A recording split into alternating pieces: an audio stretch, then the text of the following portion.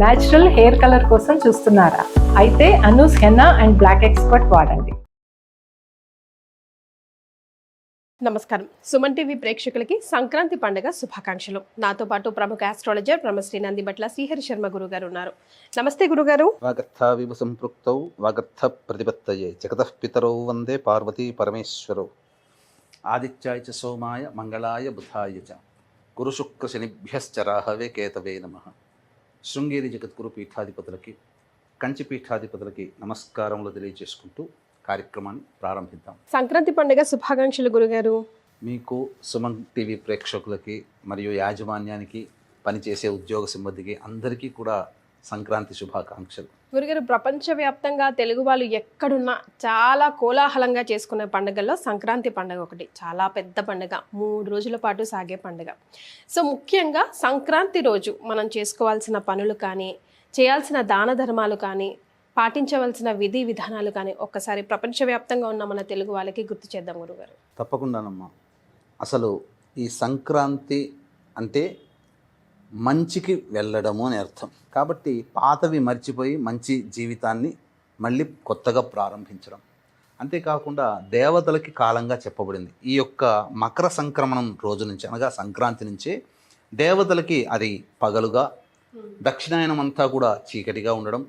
అంతేకాకుండా దక్షిణాయనంలో మరణించినటువంటి వాళ్ళందరూ కూడా ఈ యొక్క ఉత్తరాయణంలోనే స్వర్గ ప్రవేశ ద్వారము అనేటువంటిది జరుగుతుంది. అందుకనే ఏరికోరి భీష్మ పితామహుల వారు ఈ ఉత్తరాయణం ప్రవేశించేదాకా ఉండి, మాఘమాసం వచ్చేంత వరకు ఉండి, ఏకాదశి రోజున అంటే అష్టమి నుంచి తన పంచ ప్రాణాలని, ఒక్కొక్క ప్రాణాన్ని వదులుకుంటూ ఏకాదశికి బ్రహ్మైక్యము చెందినటువంటిది. అంతేకాకుండా ఈ సంక్రాంతి రోజున ముఖ్యంగా వీక్షించేటువంటి సుమన్ టీవీ ప్రేక్షకులు ఎల్లరూ కూడా అభ్యంగన స్నానం అనేటువంటిది ఆచరించాలి. నువ్వుల నూనెని, పూర్వకాలంలో నువ్వుల నూనె కంటే కూడా నువ్వులని పిండి చేసి ఆ పిండిని ఒంటికి రాసుకొని కొంత సమయం అయిన తర్వాత అప్పుడు స్నానం ఆచరించేవారు. ఈ సంక్రాంతి రోజున ప్రధానంగా మనకందరికీ గుర్తొచ్చేటువంటిది పెద్దల పండుగ అని అంటారు. ఎలా అయితే భాద్రపద మాసంలో పితృపక్షంలో పెద్దలకి పిండ ప్రదానాలు, తర్పణాది కార్యక్రమాలు చేస్తారో, ఈ సంక్రాంతి రోజున కూడా ఆ విధంగానే చేస్తారు. ఇక్కడ ఒక విశేషం ఉందమ్మా. ఏంటనంటే కొడుకు చెంతకి తండ్రి వస్తున్నాడు. ఇది మహావిశేషం. ఎవరయ్యా అంటే నవగ్రహాల్లో రవి, శని. శని కొడుకు, రవి తండ్రి. కాబట్టి కొడుకు దగ్గరికి తండ్రి ప్రవేశం చేస్తున్నాడు. కాబట్టి పితృకారకుడైనటువంటి రవి ప్రారంభమయ్యేటువంటి ఉత్తరాయణం ప్రారంభం సూచిక కాబట్టి ఈ రోజున పితృకారకమైనటువంటి విధానాలు చేయాలంటే పిండ ప్రదానము, తర్పణాది కార్యక్రమాలు విధి విధానముగా చేయాలి. కాబట్టి వీక్షించేటువంటి ప్రేక్షకులు కూడా ఈ యొక్క పిండ ప్రదాన కార్యక్రమం అనేటువంటిది మీరు దగ్గరలో ఉన్నటువంటి పండితుల చేత చక్కగా ఈ రోజున మీ పెద్దల్ని స్మరించుకుంటూ ఎంతో సంతోషంగా పండుగ గడుపుతాం.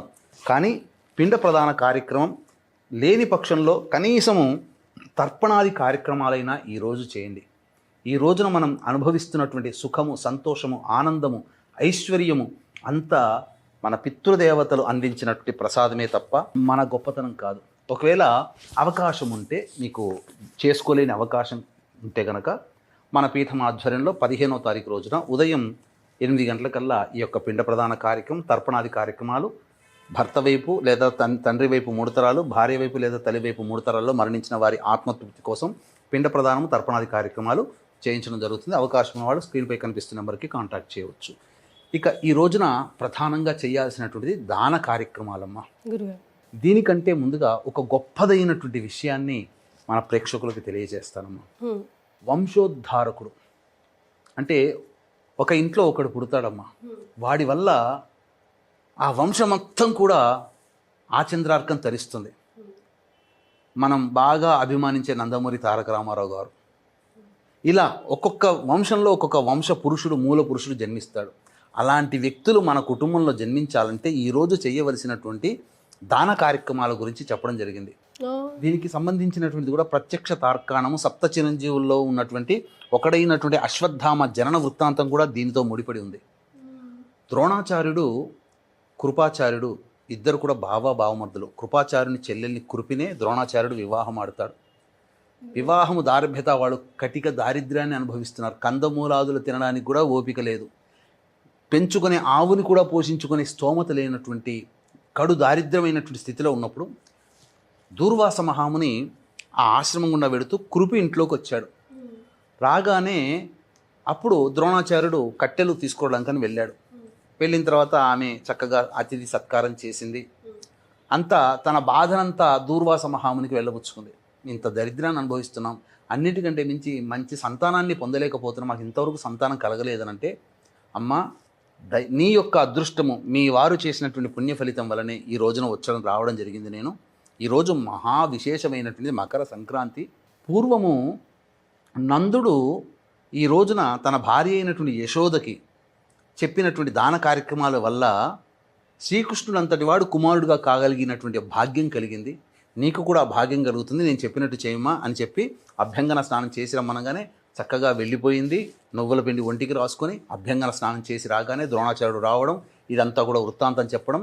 అప్పుడు దూర్వాస మహామునికి ఇద్దరు కూడా దంపతి సమేతంగా కాళ్ళు పాద ప్రక్షాళన చేసి పెరుగుని దానం చేశారమ్మా. ఈ రోజున ఎవరైతే సద్బ్రాహ్మణుడికి పెరుగుని దానం చేస్తారో వంశోద్ధారకుడైనటువంటి పుత్రుడు జన్మిస్తాడు. ఇది శాస్త్రము. అందుకనే అశ్వత్థామ జన్మించాడు. సప్త చిరంజీవుల్లో ఒకడు. ఆయన నిలబడితే ఈ యుద్ధరంగంలో ఎవరూ ఎదిరించే శక్తి లేదు, అంతటి గొప్పది. అంతేకాకుండా మనకు కలియుగ వెంకటేశ్వర స్వామి, దైవం వెంకటేశ్వర స్వామి కదా, అర్చామూర్తి. వకుళామాత ఈ రోజున సంక్రాంతి రోజున చెప్పులు, గొడుగు, ఛత్రము, చామరము, విసనకర్ర ఇవి బ్రాహ్మడికి దానం చేసింది. అందుకే వెంకటేశ్వర స్వామిని సంతానంగా పొందగలిగింది వకుళమాత. ఇంతటి మహావిశిష్టమైనటువంటిది ఈ రోజు. కాబట్టి ఈ రోజున వీక్షించేటువంటి ప్రేక్షకులు గత సంవత్సరం 2025లో వివాహమైన వాళ్ళు సంతానం కోసం ఎదురు చూసే దంపతుల చేత, అలాగే ఆల్రెడీ సంతానం కలిగి ఉండి మళ్ళీ ఇంకొక సంతానం కోసం ఎదురు చూసేటువంటి దంపతులు ఈ రోజున ఖచ్చితముగా పెరుగు, అలాగే విసనకర్ర, చెప్పులు, గొడుగు, ఈ 4 వస్తువులు మీకు శక్తి కొలది ఏదైనా ఒకటి, కనీసం మాకు అంత శక్తి లేదంటే ఒక ఆవు పెరుగు దానం చేసే శక్తి ఉంటుంది, ఒక 100 రూపాయలు పెడితే వస్తుంది కదా, శక్తి కొలది చేయండి. 100 గ్రాములైనా చేయండి. ప్రతి తల్లి చేయొచ్చా గురుగారు? ప్రతి తల్లి చేయవచ్చు. తల్లి భర్త తోడుగా ఉండి చేస్తే ఇంకా విశేషం. అవకాశం లేకపోతే తల్లి అయినా కానీ భార్య అయినా కానీ చేయవచ్చు. ఈ విధంగా లేదా తల్లిదండ్రులైనా కానీ చేయవచ్చు. కొడుకు పేరు మీద, కోడలి పేరు మీద తల్లిదండ్రులైనా కానీ చేయవచ్చు. వాళ్ళు ఎక్కడో విదేశాల్లో ఉంటారనుకో, ఇక్కడైనా చేయవచ్చు. అంతేకాకుండా ఈ రోజున ప్రధానంగా నువ్వులు దానం చేయాలి. అంతేకాకుండా కూష్మాండము, గుమ్మడికాయ, కంబళి ఇవన్నీ కూడా దానం చేయాలమ్మా సంక్రాంతి రోజున. ఈ రోజున ఎవ్వరికి కూడా లేదు అనే శబ్దం ఉండకూడదట, ఎవరు వచ్చినా. అందుకనే హరిదాసులు వస్తారు కదా. అవునండి గురుగారు. హరిదాసులు వచ్చినప్పుడు వాళ్ళకందరికీ కూడా దానం చేసేది అందుకోసమే. పిడికెడు బియ్యం అమ్మ చేసేది. పుణ్యఫలం అనంతం పొందేది ఈ సంక్రాంతి రోజున చేయమనేటువంటిది. ముఖ్యంగా పెద్దల యొక్క ఆశీర్వచనం ఈ రోజు తీసుకోవాలి. అంతేకాకుండా కొత్త బట్టలు ఈ రోజున ఖచ్చితంగా ధరించాలమ్మా, అందులో సందేహం లేదు. అయితే 14న 15న అనేటువంటి కన్ఫ్యూజన్ చాలా మందికి ఉంది. అనేక పంచాంగాల్లో ఎక్కువ శాతం ఇదంతా కూడా మనకు ఆ కన్ఫ్యూజన్ని నివృత్తి చేయాల్సినటువంటి పంచాంగకర్తలు, జ్యోతిష పండితులుగా వారు ఇచ్చినటువంటిది మనం చెప్పగలుగుతాం. పంచాంగము సిద్ధాంత గణనము వేరు, జ్యోతిష్యము వేరు. ఇది గుర్తుపెట్టుకోవాలి ప్రేక్షకులు కూడా. కాబట్టి ఎక్కువ శాతం మంది 15వ తారీఖు రోజునే సంక్రాంతి. ఎందుకంటే పిడపర్తి వారైనా కానీ, అలాగే బుట్టేవారైనా కానీ, నేమాని వారైనా కానీ అందరూ కూడా 15వ తారీఖే సంక్రాంతి అని చెప్పడం జరిగింది. ఒక కుప్పవారు కొంతమంది నిరైన సిద్ధాంతాన్ని పాటించేవాళ్ళు 14వ తారీఖు, అది కూడా మధ్యాహ్నం 3 గంటలకు వస్తుంది. కాబట్టి ఈ అవకాశం ఉంటే ఈ యొక్క 15వ రోజుని సంక్రాంతిగా చేసుకోవడం మంచిది. ఈ రోజున ముఖ్యంగా మద్యపానము, ధూమపానము, మాంసాహారము, భోజనము నిషిద్ధము. అంతేకాకుండా దాంపత్యము పనికిరాదు. సంతోషంగా ఈ రోజంతా కూడా ఎక్కడెక్కడి నుంచో పిల్ల పాపలు అల్లుళ్ళు అందరూ వస్తారు. అనేక రకములైనటువంటి భోజన పదార్థాలు చక్కగా వంట పిండితో ఇవన్నీ చేసుకుంటారు. ముఖ్యంగా ఈ రోజున నువ్వులతో చేసినటువంటి లడ్డూలని భుజించాలి, దానము చెయ్యాలి. ముఖ్యంగా చాలామంది ప్రేక్షకులు కూడా నువ్వుల లడ్డూలు ఇస్తే మీ శనంతా మాకు పోవడానికి అని అంటున్నారు. మనము ప్రత్యక్షంగా నువ్వులు దానము చేస్తేనే ఆ సంబంధించినటువంటి దోషము తప్ప, నువ్వులు చేతికిస్తే దోషం తప్ప, ఆ నువ్వులని మార్చి ప్రక్రియ పిండి వంటగా చేసినప్పుడు దానికి ఆ దోషము ఉండదు. పసుపు కుంకుమలతో వాయినంగా కూడా ఇస్తుంటారమ్మా, చేసుకోవచ్చమ్మా. ఈ రోజున సంక్రాంతి పండుగ రోజున ఆ విధంగా చేస్తారు. అలాగే పిల్లలు పెద్దలు అందరూ కూడా ఎంతో ఆనందంతో గాలిపటాలు ఎగురవేస్తారు. మొత్తం మన కేవలం ఈ యొక్క భూమంతా పంచరంగులతోనే కాకుండా ఆకాశం కూడా రంగుల వల్లికగా పతంగాలతో నిండిపోయి ఉంటుంది. అంతేకాకుండా ఈ రోజున అన్నీ కూడాను చక్కగా రంగవల్లికల ముగ్గులు వేస్తారు. శోభాయమానంగా ఉంటుంది. అంటే ఏదో ఒక కొత్త లోకంలోకి అడుగెట్టామా అన్నట్టుగా ఉంటుంది. ఇదంతా చూడాలంటే ఆంధ్రప్రదేశ్లో ఎక్కువగా మనకు గోచరం అవుతుంది. తెలంగాణలో పల్లె ప్రాంతాల్లో, అసలు పట్టణంలో ఉన్న వాళ్ళంతా కూడా నిర్మానుష్యం అయిపోతుంది. అందరూ ఆంధ్రప్రదేశ్ వెళ్ళిపోతారు, రోడ్లన్నీ ఖాళీ. కానీ అక్కడ మాత్రం ఎక్కువగా ముఖ్యంగా ప్రభలు అనేటువంటిది ఈ రోజున ఎక్కువ పెడతారు అనేక ప్రాంతాలలో. అంతేకాకుండా ఈ రోజు ఒక గొప్ప విశిష్టత ఉందమ్మా. ఏ రోజు లేనటువంటిది ఈ రోజుకు ఒక గొప్ప విశిష్టత ఉంది. అంటే కర్ణాటకలో భూమండలానికి 3000 పైన అడుగుల ఎత్తులో శివగంగ అనే ప్రదేశం ఉంది. ఆ ప్రదేశంలో ఒక రాతి స్తంభము, ఆ రాతి స్తంభము కింద ఒక రాతి సంబంధించినటువంటి గిన్నెలాగా ఉంటుంది. అది కేవలం ఒక్క మకర సంక్రాంతి రోజునే 80 ఔన్సుల వరకు ఉండేటువంటి నీరు వస్తుందట. ఇంకా ఏ రోజు రాదు. 80 ఔన్సులు దాన్ని చక్కగా తీస్తారు, బంగారు చెంబులో పోస్తారు.